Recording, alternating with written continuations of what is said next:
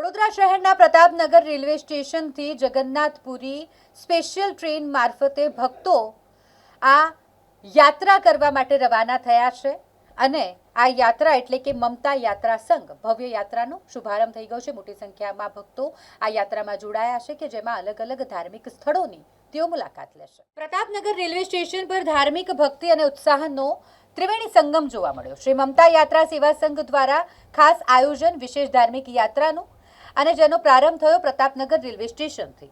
30 એપ્રિલે આ special train મારફતે શ્રદ્ધાળુઓ ગયાજી, વૈદ્યનાથ ધામ, કલકત્તા અને જગન્નાથપુરી જેવા પવિત્ર ધામોના દર્શન માટે રવાના થયા। આ યાત્રામાં મોટી સંખ્યામાં ભક્તો અને ભાવિકો જોડાયા છે, જેના કારણે રેલવે સ્ટેશન પર ભક્તિમય માહોલ સર્જાયો હતો।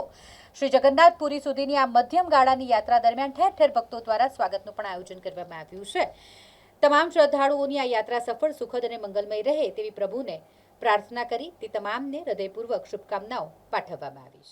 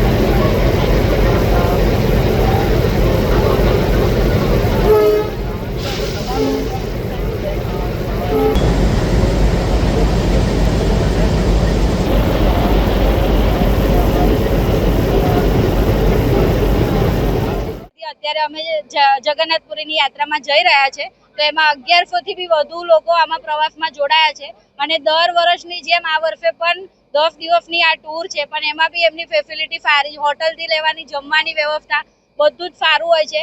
આમાં 3 ટૂર ઉપડે છે, અમૃતસર વૈષ્ણોદેવી, જગન્નાથપુરી ગંગાસાગર અને રામેશ્વર તિરુપતિની। એ રીતે આ મમતા યાત્રા સંઘમાં અમે 5-6 વર્ષથી જઈએ છીએ।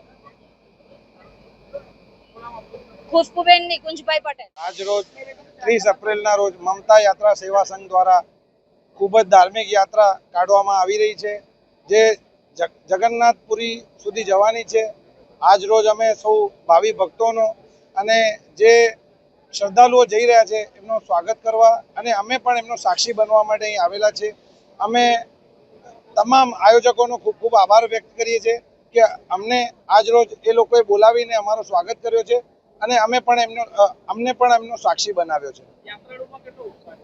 યાત્રાળુઓમાં ખૂબ જ ઉત્સાહ છે અને ઠેર ઠેર એ લોકો ઉત્સાહિત થઈને આયોજકોનું સ્વાગત કરી રહ્યા છે અને એમને વિશ્વાસ છે કે એમની યાત્રા સંપૂર્ણપણે સારામાં સારી જશે અને અમે પણ પ્રભુને એવી પ્રાર્થના કરીએ છીએ કે તમામ યાત્રાળુઓની જે યાત્રા છે એ ખૂબ જ સારામાં સારી જાય એવી પ્રભુને પ્રાર્થના છે।